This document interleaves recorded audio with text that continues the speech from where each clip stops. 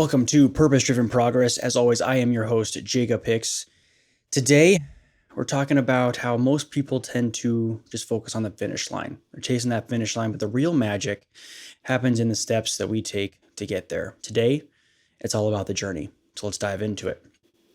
I want to share with you guys a story about a gentleman named Eliud Kipchoge. He's a runner. He likes to run. He runs marathons. He's actually done more than a few marathons. He's run 18 marathons, and he's won 15 of the 18 that he's run. He competed in the Olympics. So I think you could say that he likes running. I feel like that's safe to say. So imagine with me for a second running with Eliud.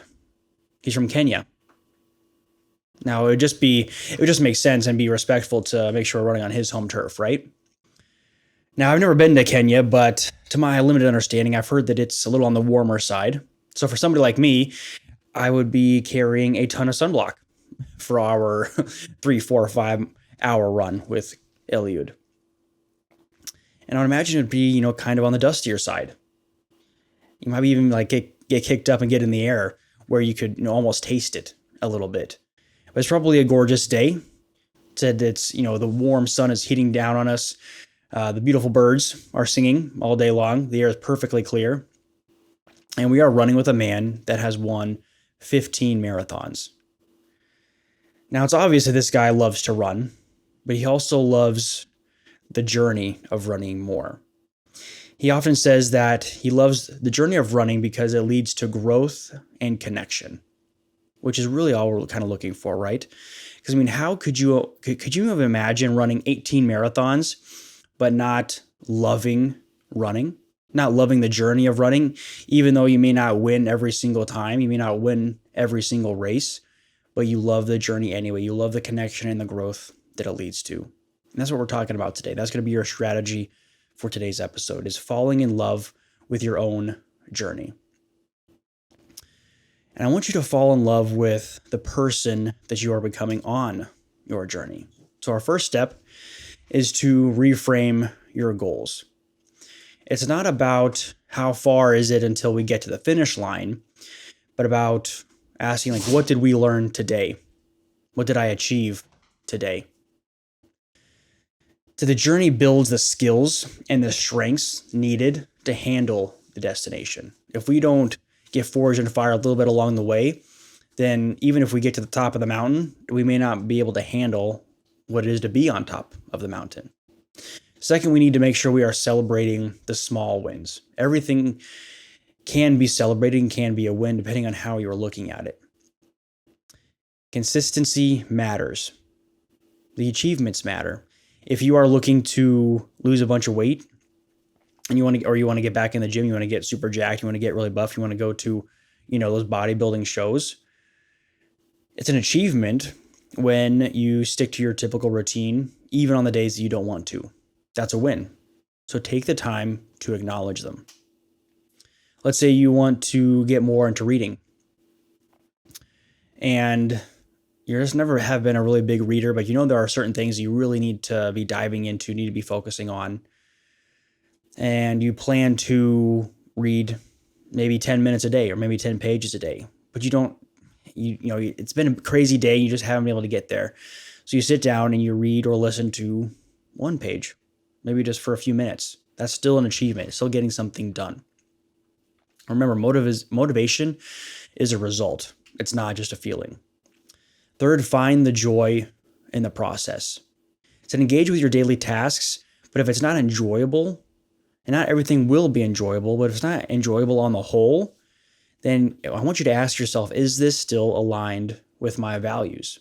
So not everything will be fun, like I said, but if you take it as a whole piece, the whole picture, and you're still not enjoying yourself, then I have to ask, what is it you're doing? Is this really aligned with your long-term goals and the values that you have deep inside of you? And detach yourself from the outcomes. Now, this might sound a little out of left field, I suppose, because goals are important, of course, but they don't define who you are. They don't define your self-worth. And knowing who you are is critical. So start there. and visualize your growth. Reflect on how far you've come. Where were you a year ago, 2 years ago, 5 years ago? Reflect back and realize that you have come a long way. So many of you may not know that I play a little piano. Now I'm not a concert pianist by any means. I'm not, super good. But it's just kind of a hobby, something to do just for myself, and something that engages the more creative side of my brain, because I tend to think about business and sales a lot more than anything else.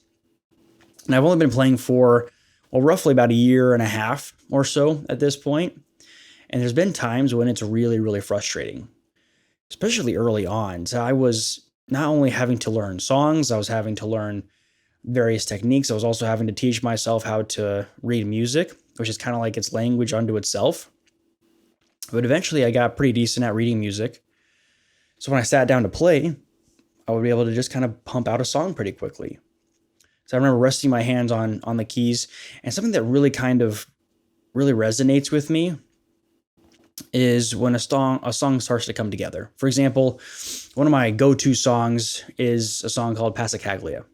It's a fun little song. I mean, nothing, like I said, nothing crazy or nothing to write home about necessarily, but it's a fun piece that I like to warm up with. And I remember listening to it. I found it on a video on TikTok probably. I was like, oh, I want to learn that song. And the point that kind of really sticks out to me is it's not when I finish the song, but it's when I'm even just a kind of a handful of measures into the song, and I sort of feel and hear the piece coming out a little bit more, almost like I'm hearing it on Spotify. And like I said, there are really frustrating times. There are full practices. I try to practice a half hour every single day, but there are sometimes full practices where I'm just super fumble fingered and things just aren't really coming out the way that I want. And the achievement in a practice like that isn't that, yes, I learned a whole song from start to finish and I got everything done and it sounds perfect.